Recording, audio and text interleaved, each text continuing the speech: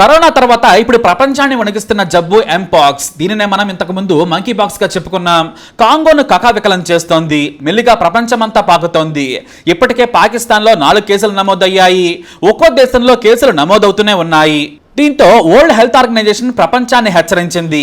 ప్రజల ఆరోగ్యానికి తీవ్రమైన ముప్పుగా పరిణమించే ప్రమాదం ఉంది కాబట్టి అత్యంత జాగ్రత్తలు తీసుకుని కంట్రోల్ చేయాలని ఆదేశించింది. దీంతో అన్నదే తడువుగా అన్ని దేశాలు అలర్ట్ అయ్యాయి. ఇప్పటికే కాంగోను దాటి ఆఫ్రికాలోని చాలా దేశాల్లో విస్తరించింది. ఆ తర్వాత యూరోప్లోని స్వీడన్లో మొదటి కేసు ఆందోళన కలిగించింది. ఇప్పుడు మన పక్కనే ఉన్న పాకిస్తాన్కు చేరుకుంది ఎంపాక్స్. అంటే మన దేశానికి ఇది రావడం పెద్ద విషయం కాదన్నమాట. ఎందుకంటే ఎక్కడో చైనాలో ఉన్న కరోనా మన వరకు రాదులే అనుకున్నాం, కానీ ఉప్పెనలా ప్రపంచాన్ని చుట్టేసింది. ఎంతో మంది జనాల ప్రాణాలను తీసింది, కొన్ని లక్షల కుటుంబాలను వీధిన పడేసింది. కాబట్టి దీనిపై అత్యంత జాగ్రత్తగా ఉండాలి. ఎందుకంటే ఒకప్పుడు ఇది ప్రమాదకారి కాదు. మసూచికి ఈ ఎంపాక్స్ కు దగ్గర సంబంధం ఉంది. ఈ 2 వైరస్లు పాక్స్ విరిడే కుటుంబంలోని ఆర్థోపాక్స్ వైరస్ జాతికి చెందినవి. మొదట ఇది కూడా చింపాంజీలకు, గొరిల్లాలకు సోకేది. ఆ తర్వాత అడవి జంతువులైన కుందేళ్లు, ఎలుకలు, కోతులకు వ్యాపించింది. అయితే మొదట ఈ వైరస్ అంత ప్రమాదకారి కాదు. మామూలుగా దద్దుర్లు వచ్చి జ్వరంతో దానంతటా అదే తగ్గిపోయేది. ఇక స్మాల్ పాక్స్ వ్యాక్సిన్ వేసుకున్న పిల్లల్లో ఇది పెద్ద ప్రభావం చూపేది కాదు. కానీ ఇప్పుడు కొత్త వేరియంట్ ప్రమాదకరంగా మారింది, వేగంగా వ్యాప్తి చెందుతోంది.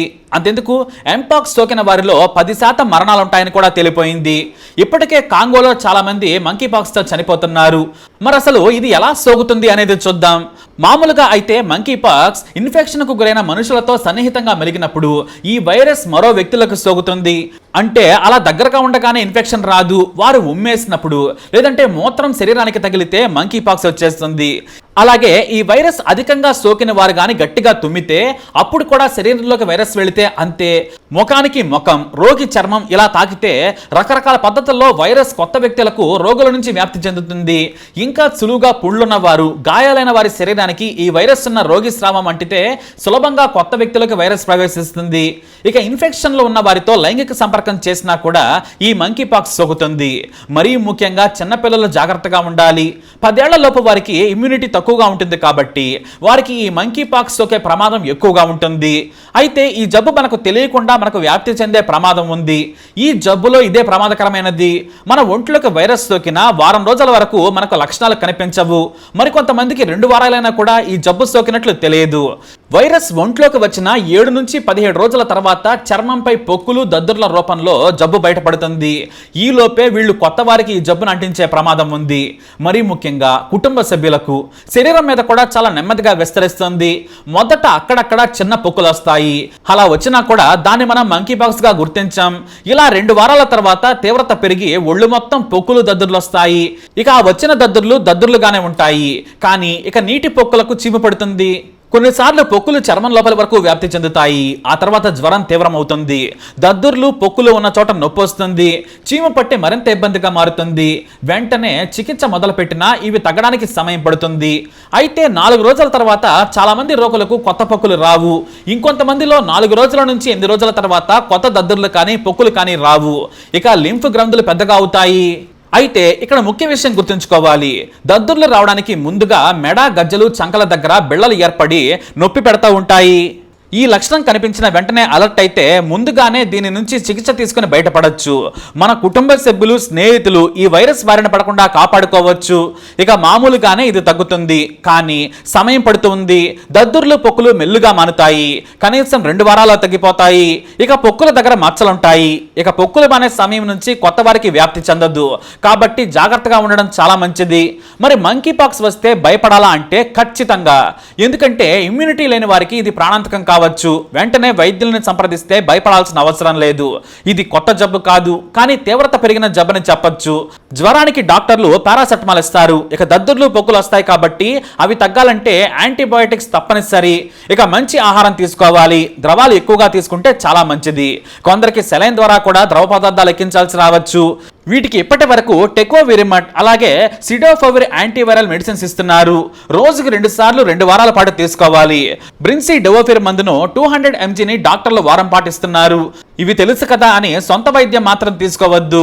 డాక్టర్లు ఆయా రోగిని వాటి తీవ్రతను బట్టి మందులు సిఫారసు చేస్తారు. ఇది సులభంగానే తగ్గిపోతుంది.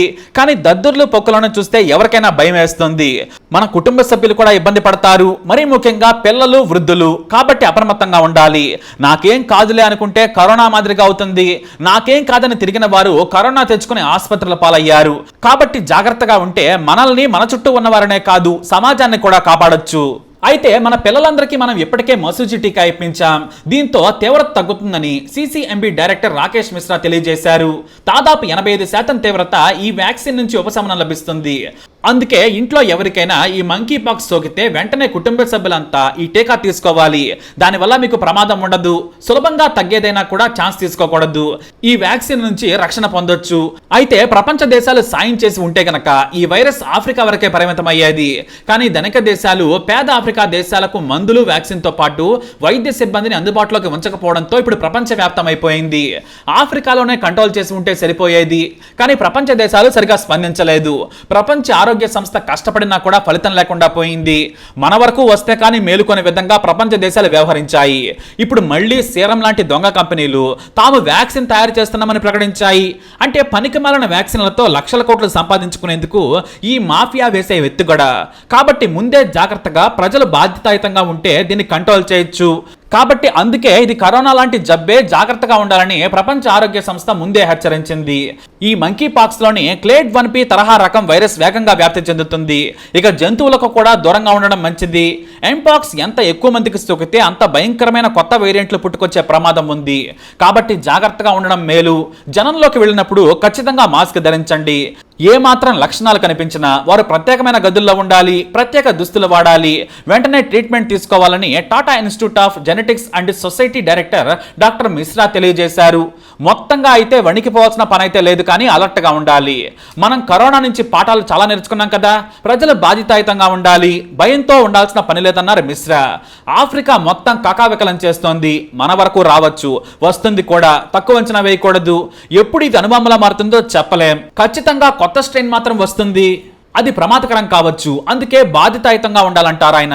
ఈ వైరస్ ఆఫ్రికాలో 50 ఏళ్ల నుంచి ఉంది. ప్రతి ఏటా ఇది బయటపడుతూనే ఉంది. ఇప్పటి వరకు ప్రజలు మరణాలు లేకుండానే బయటపడుతున్నారు. కానీ ఈ క్లేడ్ వేరియంట్ వల్లే మన వరకు వచ్చింది. ఆఫ్రికా నుంచి మన దేశంలోకి వచ్చే వారి పట్ల జాగ్రత్తగా ఆరోగ్య తనిఖీలు చేయాలి. కరోనా మాదిరిగానే వారం రోజుల పాటు వీరిని ఐసోలేషన్ లో ఉంచాలి. విదేశాల నుంచి వచ్చిన వారు కూడా తమ కుటుంబంతో రాగానే కలవకుండా కనీసం వారం పాటు జాగ్రత్తగా ఉంటే మీ ఫ్యామిలీనే కాదు దేశాన్ని కూడా కాపాడిన వారు అవుతారని డాక్టర్ మిశ్రా సూచిస్తున్నారు. ఇది పెద్ద విషయం కాదు, మన చేతుల్లోనే అంతా ఉంది. విదేశాల నుంచి వచ్చిన వారి వల్లే సోకుతుంది. కరోనా కూడా అలానే దేశాన్ని నాశనం చేసింది. ఈసారైనా విదేశాల నుంచి ఎవరు వచ్చినా సరే మాకు మంకీ పాక్స్ లేదని బయట మాత్రం తిరగొద్దు. దీని లక్షణాలు వారం రోజుల తర్వాత బయటపడుతున్నాయి. ఇంకొంతమందికి 15 రోజుల తర్వాత కూడా బయటపడుతున్నాయి. కాబట్టి వారం రోజుల పాటు ఇంట్లోనే ఉంటే మంచిది.